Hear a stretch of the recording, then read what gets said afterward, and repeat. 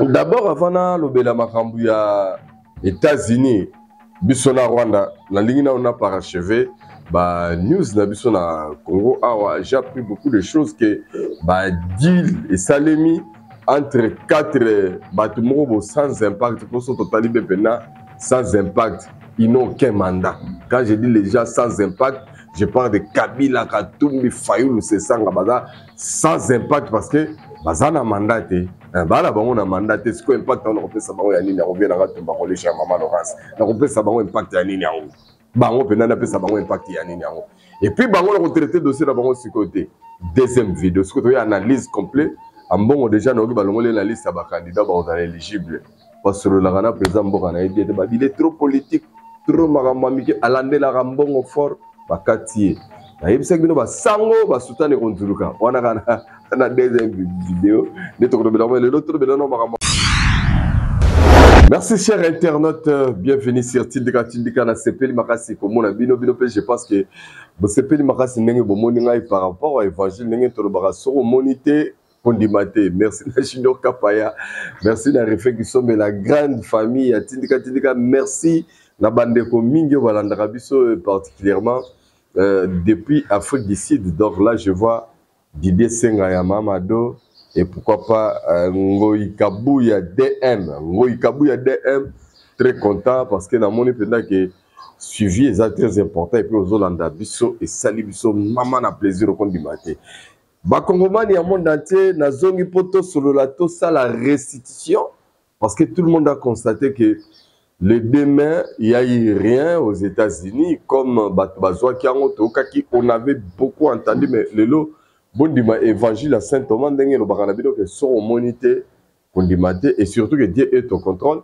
Beaucoup avaient dit aux autres que le président de la République démocratique du Congo, le chef de l'État Félix Antoine Tshisekedi Tshilombo Fatou, béton, l'homme qui fait vibrer, bouger toute la terre, qu'il fallait se rendre aux États-Unis pour signer signature ya deal. Oyebi que mokili mombero mi songi na deal yango ya biso na ba américain na ngamoko na mokamwa tout le monde na mi saba tutu daka ba vondo likambo nini pe na biso et deal na biso ko signa ndenge ngana expliquer ki bino récemment na ba vidéo taki ko le kabdo bolanda ki ngala obi deal na biso na États-Unis jamais to ko signa on soki nanu auto bandaki na ba Rwandais et sili nanu te. J'ai appris, les gens m'ont appelé pour me dire que mais c'est Thomas Zelensky quand même a signé 50-50 aux États-Unis, Saint-Thomas.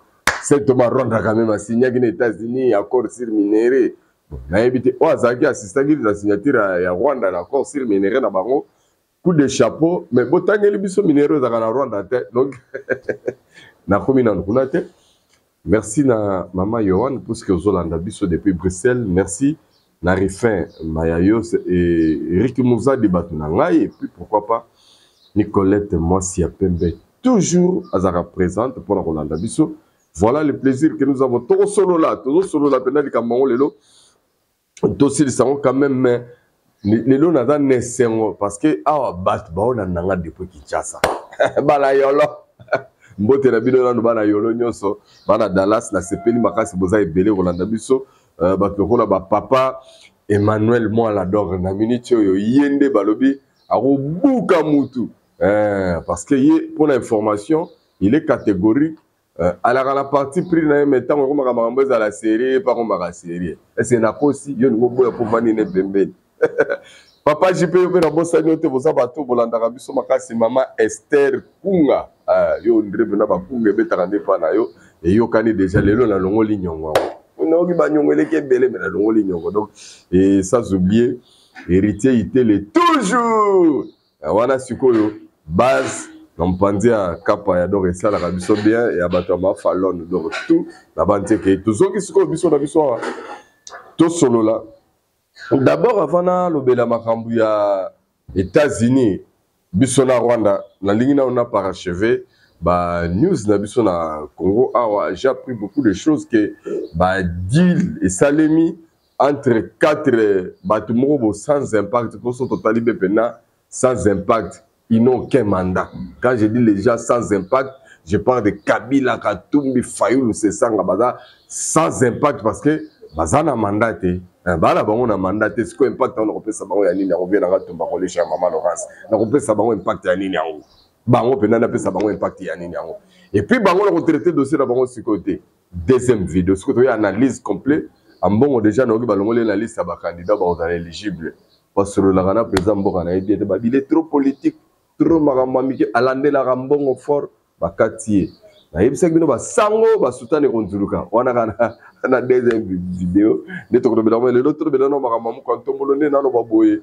Le chef de l'État le plus costaud du Congo, comme le Congo, le ministre Fatou Béton, mon Kwantombolo Félix, a accueilli Gabon. L'investiture, il y a président Gabon, mais on va aller-retour, les paniquer. Papa, il y aura ce président de place, on va paniquer. Je suis parce que c'est bien que ceux qui bobanga, bino moko bobanga sa fatite pour Fatou bato bino bobanga, ya bi bango ba respecta kae, bango bato sakae, bango ba bi ndenge na bango ezalara donc. Pas de panique puisque dans mon abattu belé bazali tellement agité il y a on a vu ça que nous ba nyosolo que pour que nous polémique ce que mon et côté pété signature peut ba reporter mon est sur polémique nini alors boloba ki bateki Rwanda bateki boy et tout Rwanda zubi so biloko nyusu Rwanda to na congestion au ce qui va bien biloko to yebisa ki bat botika lokuta yebisa ki bino pe ba congolais bande ko na ngebele ke période tozali ezali période ya ba fausse information.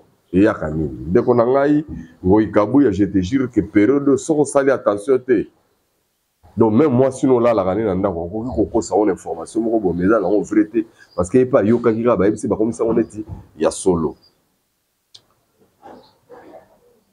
mardi passé encore une fois République démocratique du Congo vous allez fréquentable là je vous mets quand même voir le chef de l'État congolais a reçu son homologue de la Guinée-Bissau Sissoko Ambaro, donc le général Ayaki Monande Konaye, mais on a commenté à trop Bota la visite était comment il a été accueilli pardon à l'aéroport il y a Njili par la première ministre, la distinguée première ministre Judith Suminwa Erna Lobarabone Barakisala très bien makasi na maman na biso Yohana depuis Bruxelles. Alors on a d'abord arrivé à président guinéen bon tout après juste c'est parti.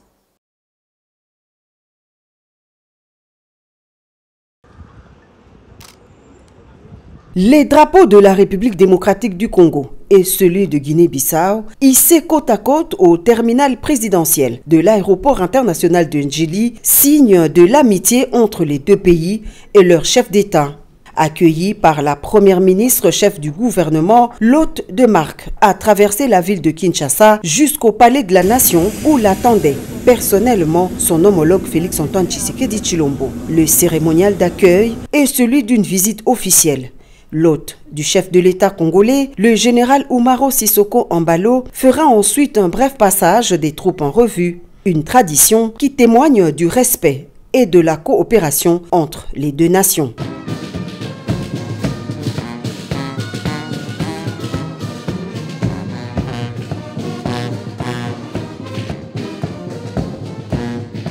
Le deuxième temps fort de se dérouler, c'est le tête-à-tête à huis clos entre les deux chefs d'État.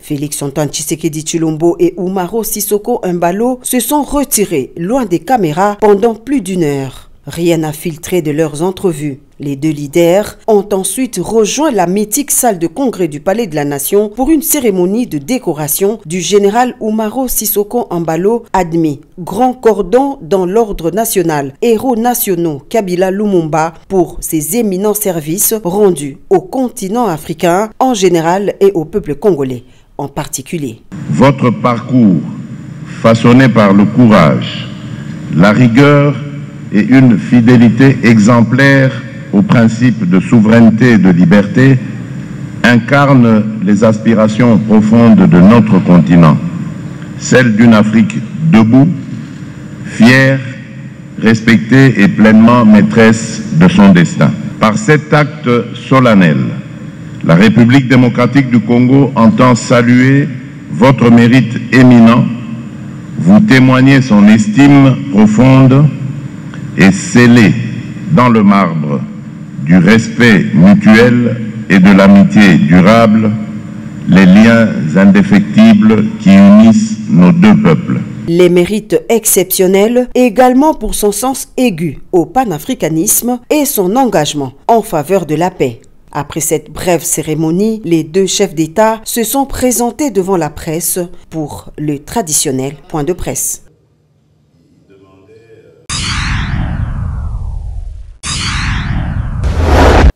Merci beaucoup, Junior Kapaya. Je crois que cette visite a fait plaisir à président Guinée. Naba Congolais est belé, Naba Africain est belé. Au Bamoni quand même que au-delà de tout, nous sommes bêta masolo, nous sommes le chef de l'État congolais.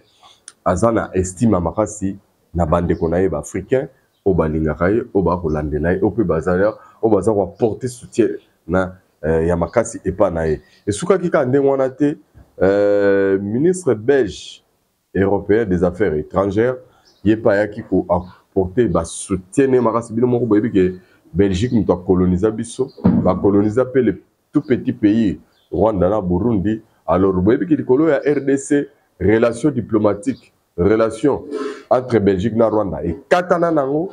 Alors pourquoi grâce à RDC, Belgique a accepté de rompre relations diplomatiques na bateau à coloniser. Et grâce à ça, il est venu quand même apporter son soutien à parmi l'État qui peut marquer la sanction. Mais cette fois-ci,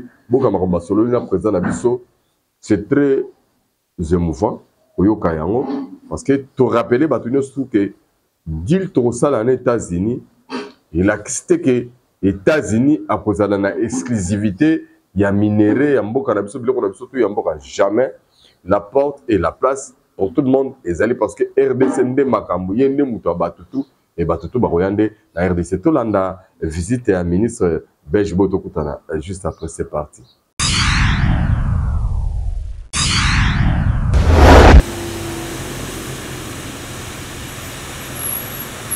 Le Royaume-Uni de Belgique soutient la souveraineté et l'intégrité territoriale de la RDC face à un pays agresseur bien identifié.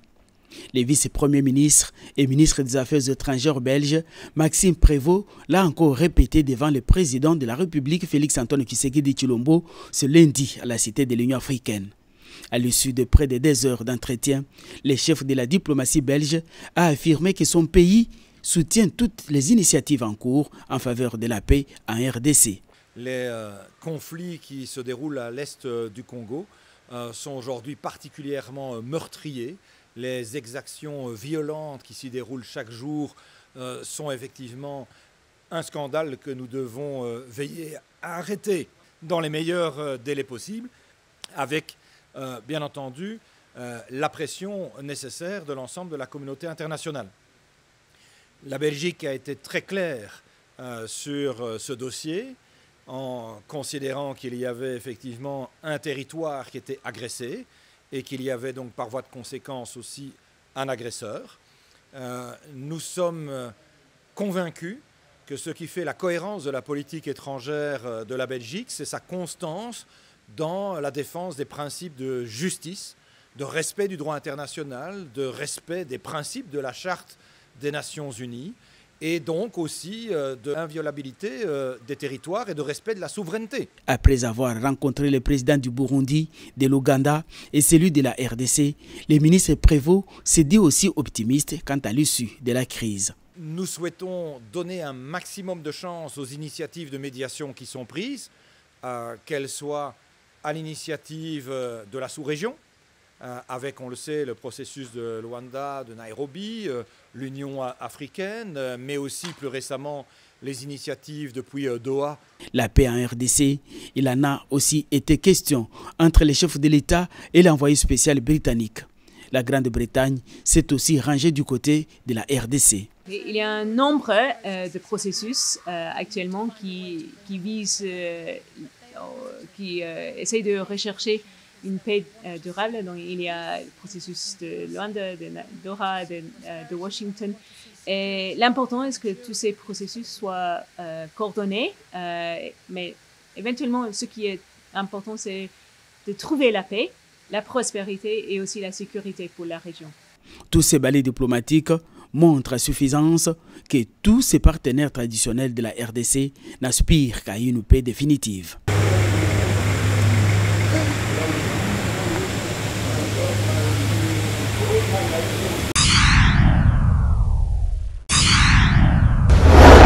Monique bana yolo boza la convaincu que bana président au défendre bino partout. Bana mokili mobimba bana Congo, nous avons que notre chef de l'État, Félix Antoine Tshisekedi, collègue Donald Trump. Ce qui lobi nango bomoni Donald Trump a na Congo ko kamwate. Wana na deuxième vidéo, ko kamaram na bomba. Tant on a ça là très prochainement. Na rotiela bino déjà, il y a eu un prophète déjà qui a prophétisé depuis 2019 que Donald Trump a raison en a pouvoir et puis a roya visite na Congo, il aussi ça maramba Congo. Bon, habité pour na lobiango, mais na lingi teyo au kangama nango. Papa Emmanuel, moi là, ah papa Emmanuel moi là, donc na leli parce que yonde na linga koyi ba marambo pour herbe vendre la pena débat. On pousse un argument solide. Papa JP na yo pebo. Pour que na marambo pour le coûter les guitros. Surtout maman Esther pour yo zala na rapport observation. Sali ba wata café ba meli. Pour bato kakamingité. Bazara une énergie. Ya koloba héritier télé. Donc tout ça ensemble. Alors je crois que Boulandi belge. Ça lui fait plaisir. Mais je peux te remettre en souka. Et puis j'annonce que bientôt ba Congolais ba rozala un accès l'internet à haute débit. Il y a qualité. Parce que tout ça a partenariat avec les Américains. Les Américains sont super puissants. Ça, c'est les œuvres de Félix Antoine Tshisekedi Tshilombo. L'homme le plus riche de la terre. Woyo, a chichotaka la lito ya Donald Trump.